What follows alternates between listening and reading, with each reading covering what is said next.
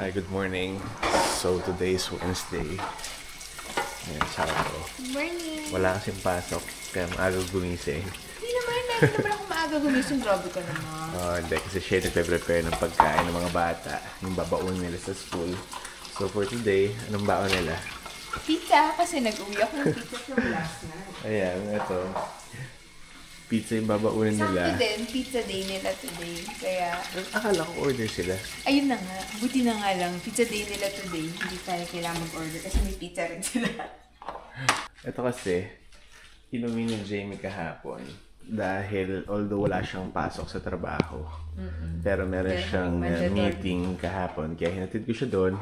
And then, ang pag-uwi, meron siyang dalang pizza. Ano ba yan, mga natira doon sa meeting niyo? Dami kasi parang 5 boxes of pizza yung prepare nila kagabi. Kaya, hindi rin agad naubos. Yung mga bata, tulog pa. So, maya-maya gigising na yon. And bibihis lang, toothbrush lang. And then, papasok na sa school. Pero minsan, nagigising sila ng maaga. Kumakain sila sandali. Ngayon kasi wala tayong cereals, kaya hindi na sila gumigising kasi alam nila wala na sila. So, paghatid ko nga sa kanila, then pasok na ako sa trabaho. Pero usually, nung may pasok nga si Jamie, hatid ko muna siya bago ako papasok sa trabaho ko. Pero since wala nga siyang pasok, diretso na ako doon. And then, mamayang tanghali, meron naman nga akong dentist. Parang ito na ata yung pinakamaraming times na nagpa-dentist ako in a year. Dahil siguro ngayon, pang-5 ko na ata or pang-6 na balik doon. Grabe. Dahil, cleaning pa rin. Oh, may cleaning, tapos may mga feelings. Yun nga, every time na pumupunta kasi ako doon, sinasabi ko nga doon sa reception na 1 hour lang yung availability ko dahil ginagawa ko lang siya during lunch break. Kasi since hindi nga ako kumakain ng lunch. So doon ko na lang sisingit yung pagpapadentist ko para hindi na ako dadaan doon after ng trabaho. So diretso na ako pa uwi. So ako naman, nagpainit ako na itong siopaw. Kasi actually, inuubos na lang namin. Hindi kasi yan yung usually na binibili namin. Kasi nakita lang namin naka-sale.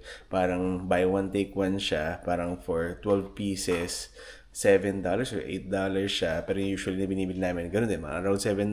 Pero 6 na piraso lang. So, sinubukan lang namin to. But unfortunately, hindi nga siya masarap. Kaya ito, inuubos na lang namin. Like before, pag binibili ako, yung dating binibili namin, yun si Sarah, yun yung kinakain niya almost every day. Kaya hindi siya nagtatagal. Pero ito, halos wala na nga kumakain. Kaya ito, ubusin ko na lang. Malamig. Ito, hindi nag-ready na. Pero yan, naka-jacket siya. Pati yung mga bata naka-jacket kasi malamig daw. Oh, let's go. Let's go. Play Roblox! Yan, mga bag nila. Let's go.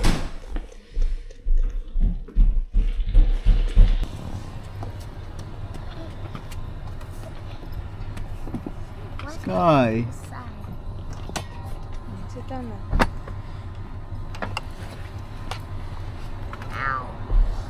Mommy, there's a new update. You could tame the deer because I did that. No. Yes! Say bye-bye to Daddy. Bye-bye! Enjoy school. Enjoy school! Yes. Mommy! Yan, dito na ako sa trabaho ko. Currently nga, yan, 11 degrees. Pero yung pinakamainit ngayon, 15 degrees lang. Kaya yan, medyo nagdala na rin tayo ng jacket dahil medyo malamig nga. So ngayon, papasok na lang muna ako and then mamaya nga, lunch break, punta ako sa dentist ko pero malapit lang naman siya rito. Yan, so nandito na ako sa plaza ng dentist ko. Lunch break ko na rin and actually ito na yung pangalawang beses na magpapaklining ako for this year kasi nung first time nga after nun parang sinadjust nila na after 6 months magpaklining uli and since libre naman siya kaya why not. And buti na nga nag jacket ako no dahil ang lamig kahit na tanghali. Ayun, papaklining muna ako.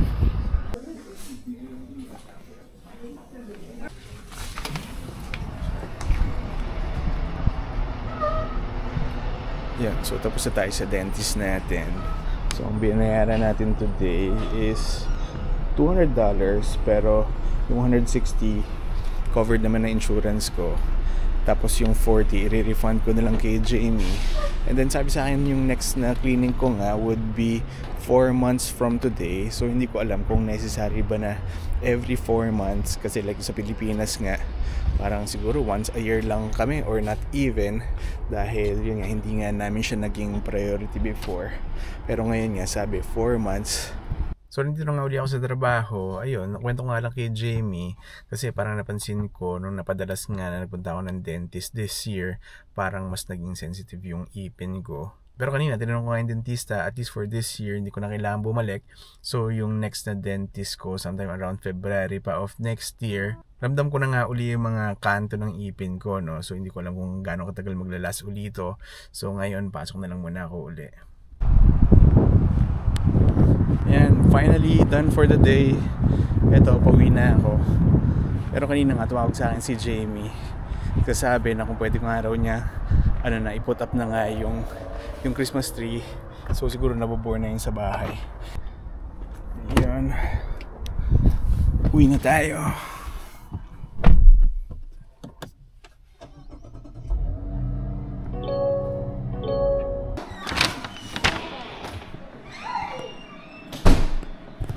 Hey, nobody kissed me. Yeah, so tinayo na nga ni Jamie itong Christmas tree namin. Ito, bago lang to eh. Sinabit na rin niya. Yun siguro nga, walang magawa kanina. Dahil yan, ang linis na ng table namin. Ano, wala kang magawa kanina, no? Bakit? Parang na-bore ka, ang daming ginawa eh. Diba? Oo nga. Kala ko kaya kong humiga lang eh, hindi na pala. Ano luto mo? Wala, yung binili natin sa Costco na garlic butter shake. Okay. Kaya apparently, hindi ko type yung sauce. Grabe. Kaya ito gumagawa ako ng sauce. Okay.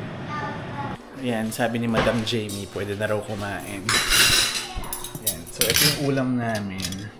Ito yung finished product ng Hinati mo sa ilan yung giniling? Sa apat. Sa apat? Oo. Yun, tsaka yun nga. Yan dahil 1/4. 1/4 pa lang to? Yun, dahil ang dami nga naming patatas, tsaka carrots. Kaya yan niluto niya. Ayan, may mga carrots. And then ito, binili namin sa Costco. Sabi ni Jamie, hindi raw niya masyado type yung sauce, kaya ikaw gumawa nito? Gumawa ako ng sauce. Using yung part of that sauce. Yun. Kasi bumili nga kami ng butter garlic. Garlic butter shrimp. Ayun. Na shrimp. Ito siya. Sa Costco. Magkano to? Almost mga $20, no? Yep. Yan. Pero hindi nagustuhan daw ni Madam ang sauce, kaya gumawa siya. Hindi nyo kasi matatypan yun, sure. Yes. Yun. So, bago ko nga tapusin itong video, ano masasabi mo nga sa mga nag-comment sa'yo dun sa first vlog mo ever? Thank you so much. At hindi kayo masyado naging harsh. Thank you so much for, encouraging me. Pero, I guarantee last na yun. Grabe ka naman. Wala, hindi talaga siya for me. Pero, thank you so much na pinasaya nyo ako. At least, hindi ako na-discourage because of it. So, yun. Pero, alam ko rin naman yung capacity ko. Tsaka alam ko rin naman yung limitations ko. Huwag na natin siya ipilit. Okay na siya. Yeah. Pero susubukan pa rin natin siyang i-encourage na gumawa ng next vlog niya dahil marami nga sa inyo nag-enjoy dun sa video niya. Nako, hindi ko talaga alam kung kaya ko pa. Let's see. Diba? Tingnan natin. And na-realize ko nga na this weekend, long weekend, so as of now, hindi ko na naman alam saan kami pupunta. Ikaw, meron ka bang gustong puntahan this Wala, ako nga 1 week akong vacation eh. Hindi ko nga alam kung saan ako pupunta eh.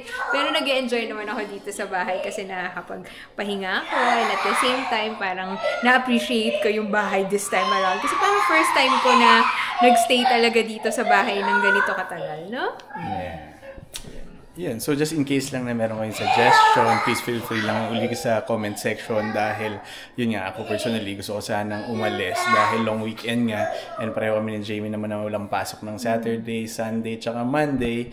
So, kung may suggestion nga kayo, palagay na lang. So, ayun. Kakain na ako dahil as usual, hindi pa ako kumakain buong araw kaya gutom na ako. Kaya dito ko na lang muna ulit tatapusin itong video. So again, thank you for watching and I'll see you in the next video. Bye!